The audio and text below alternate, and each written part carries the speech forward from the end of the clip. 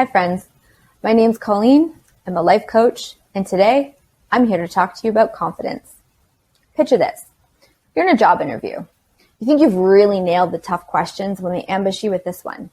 So what do you think your greatest accomplishment is? And you've got nothing. You cannot think of a single thing. You stare at them for what seems like an hour with a blank look on your face before finally mumbling something about that time you saved the day with the office photocopier or your kid's soccer team. Maybe you're that person constantly telling yourself, that was so dumb. What's wrong with me? Why can't I do anything right? Why can't I just get it together? Or maybe in your professional career, you feel like you lack the confidence to sit at the table. Don't worry, you're not alone. Human beings love to focus on the negative. Ask anybody the last thing they did that they failed at, and you're going to get a lot of rapid fire answers. Things like that time they blew the really important presentation, the time they tried so hard for a work promotion and didn't get it, the time they tried to learn a new skill but made an ass of themselves in front of everybody, that time they forgot their kid's recital. The truth is, we're constantly minimizing the things that we do, and professionally, this hurts us because we can't talk about our value. Think of the last project you did. Now your brain's going to jump right on board to undercut you with things like, well, it was just a small part, or I couldn't meet the deadline, I couldn't do it right. It's easy pickings for your brain when all you can think about is one or two accomplishments. It's so easy to concentrate on the things that we do wrong. It's very hard to think about the things we do right. So I'm here today to share with you a very powerful visual technique I call Confidence Corner. This technique has benefits for any age, any gender, particularly children, to help them grow with confidence and speak to their accomplishments. So how does this technique work? It's pretty simple, but it's a little harder to do in practice, and that's simply because you're just used to minimizing everything you do. The first step is to mine your life of anything that stands out. Go back as far as you can recall. Talk to family, talk to friends, get them to tell you about the things you used to do. It doesn't matter if it's not relevant to what you're doing today. What you're going for is a pattern of accomplishments that when put together is going to silence that inner voice. If you did it, use it. Now this process may take some time, and that's okay.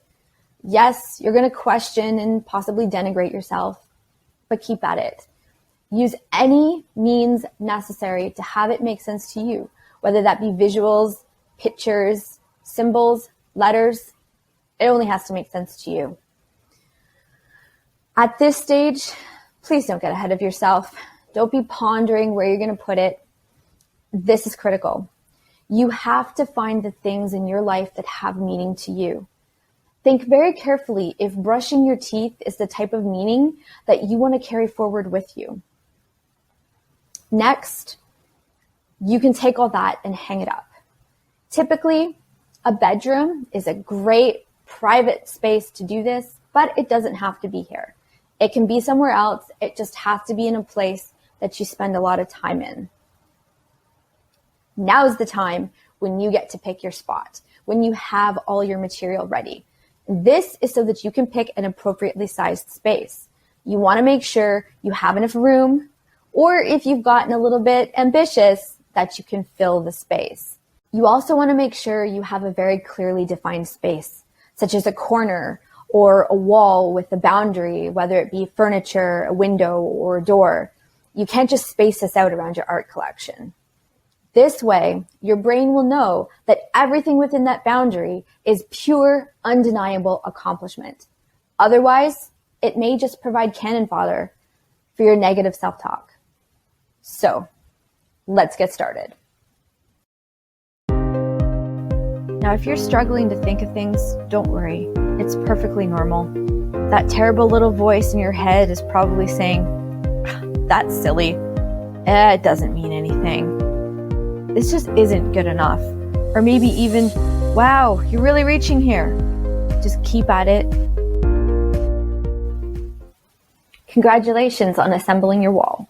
You've taken the first step to navigating the rest of your life with confidence. What I'd like to do now is take a little bit to talk about how this technique actually works to get you past I can't do it. Now, the analogy I'm going to use is hopefully one you're familiar with. I don't know how many of you have ever watched Cesar Millan, the dog trainer, but he has a technique where if a dog is focusing on something he shouldn't, Cesar lightly touches the dog and it's like an interrupt. The dog's attention is right back. That is exactly how this works. It works as a brain interrupt. It works on the overload principle. When you're stuck in a mode of negative self-talk, you can actually shut that voice down by overloading your brain. There are a number of different ways to do this. Think tuning out in front of a movie or going for a long drive. Behind the scenes, these things are bombarding your brain with so many different points of information that it causes an overload because your brain is only capable of focusing on 5 out of the incoming millions of data points. The result? We call this relaxation. Time spent without that annoying little voice. This will do the same thing in a more convenient way, and it can be used wherever and whenever you need it. Here, we accomplish overload with sheer volume. This is why I recommended that you wait to pick the spot so you can increase the effect by cramming everything into a perfectly tailored space. For me, when I finished assembling this, I stepped back and I said, holy crap. I had never seen my life in this way before. It was very overwhelming. It was very positive, and that's the experience you're going for.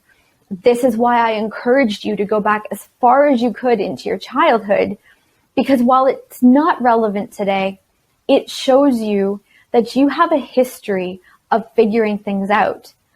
So the next time you're faced with a situation where that negative voice jumps in, tells you you can't do it, you're going to fail, it's too hard, you're in over your head, you don't belong, you take a step back, you close your eyes, and you put yourself in front of this wall, and you see everything you've ever done. Now, when you were accomplishing these, you didn't know everything, but you got it done just the same.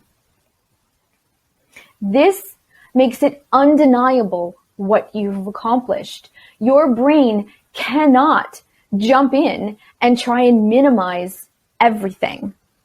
The beauty of this technique is that it can be deployed whenever you need it. A few minutes before you walk through the boardroom doors, for example.